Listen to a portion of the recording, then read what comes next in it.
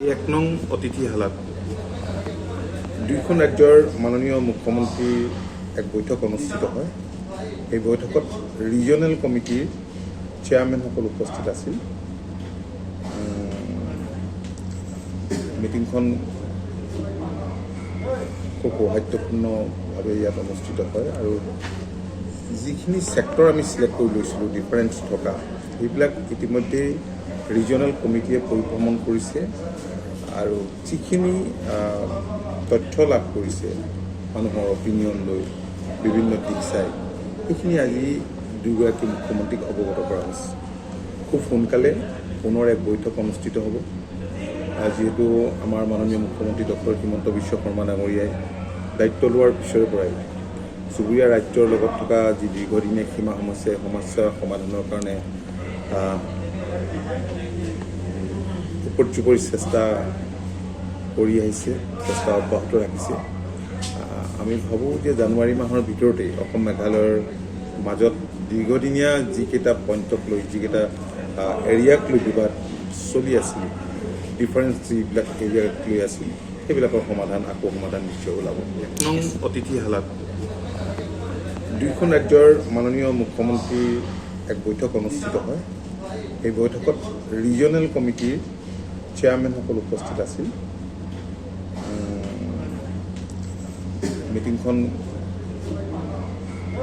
খুব সৌহাৰ্দ্যপূৰ্ণভাৱে ইয়াত অনুষ্ঠিত হয় আৰু যিখিনি ছেক্টৰ আমি চিলেক্ট কৰি লৈছিলোঁ ডিফাৰেঞ্চ থকা সেইবিলাক ইতিমধ্যে ৰিজনেল কমিটিয়ে পৰিভ্ৰমণ কৰিছে আৰু যিখিনি তথ্য লাভ কৰিছে মানুহৰ অপিনিয়ন লৈ বিভিন্ন দিশ চাই সেইখিনি আজি দুয়োগৰাকী মুখ্যমন্ত্ৰীক অৱগত কৰা হৈছে।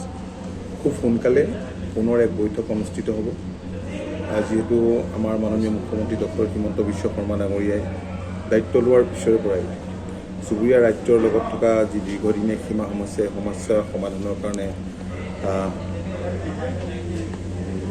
উপৰ্যুপৰি চেষ্টা কৰি আহিছে, চেষ্টা অব্যাহত ৰাখিছে। আমি ভাবোঁ যে জানুৱাৰী মাহৰ ভিতৰতেই অসম মেঘালয়ৰ মাজত দীৰ্ঘদিনীয়া যিকেইটা পইণ্টক লৈ যিকেইটা এৰিয়াক লৈ বিবাদ চলি আছিল, ডিফাৰেঞ্চ যিবিলাক এৰিয়াক লৈ আছিল সেইবিলাকৰ সমাধান নিশ্চয় ওলাব। এক নং অতিথিশালাত দুইখন ৰাজ্যৰ মাননীয় মুখ্যমন্ত্ৰীৰ এক বৈঠক অনুষ্ঠিত হয়। এই বৈঠকত ৰিজনেল কমিটিৰ চেয়াৰমেনসকল উপস্থিত আছিল। মিটিংখন